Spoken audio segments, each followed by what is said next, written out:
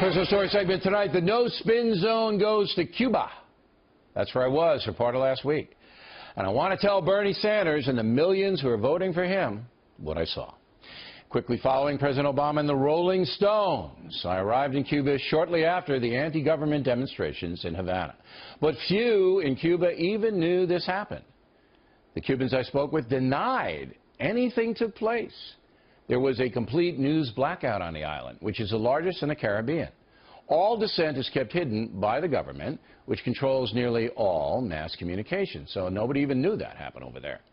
Simply put, Cuba is a police state. Our guide told us the country's not communist, but socialist. The triumph of the revolution, as he put it, assures the people of equal treatment, no income inequality there. That's because after 57 years of Fidel and Raul Castro, there isn't any income to speak of. Almost 75% of all Cuban workers are paid by the enormous central government. Salaries average, ready? About $24 a month. That's right, $24 a month. Since no one could live on that, an underground economy rules. Doesn't help much. Most Cubans are desperately poor. Many don't have air conditioning in a very torrid place. Buildings are crumbling. Staples like toilet paper in very short supply. The Cubans themselves realize things are bad, but point to free education and health care, which they get. But what's the point of being educated where the government controls what you get paid, which is next to nothing? Here's how bad it really is. Most everywhere in the world, working people want American dollars and tips. That's almost universal.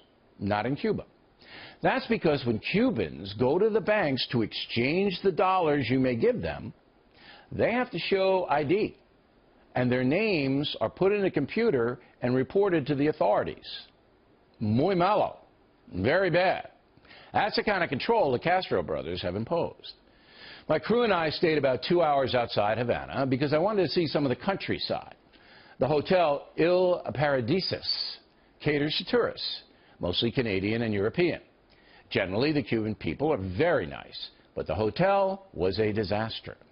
Picture this, room rates as high as luxury hotels in Miami, but the comparison ends there. Maybe you get your room cleaned, maybe not. Hot water in the shower? No, unless you figure out the trick. You have to run the hot water in the sink simultaneously. Then you get clean without getting hypothermia. Towels? Very hard to get. Face cloths? Nope. A bellman to take you to your room? Forget it. The food was okay. And that's a top-of-the-line Cuban hotel, not a youth hostel. Here's the end game. The Castro brothers control everything. They're backed by the military, which siphons off much of the money tourists like me spent, enriching the officer corps. They live great.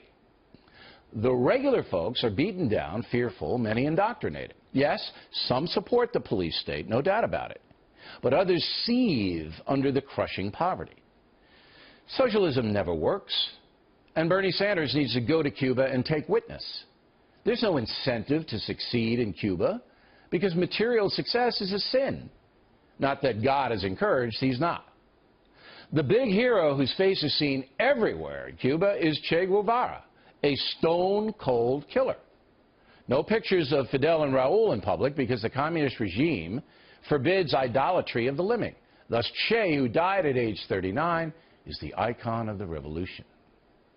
Every American should see Cuba, if only to understand what a ferocious central government can do. And younger Americans who think Bernie Sanders is very cool should be required to go there. Truth is, only capitalism can rescue Cuba. People are generally hardworking. Many would surely embrace the freedom to better themselves. That won't happen while the Castro brothers are alive. Even if the embargo is fully lifted and commerce develops, the state will always decide who gets what in a socialist communist system. Flying to Key West, just 90 miles from Havana, is like a magic carpet ride. I checked into the pier house and breathed a sigh. There were towels.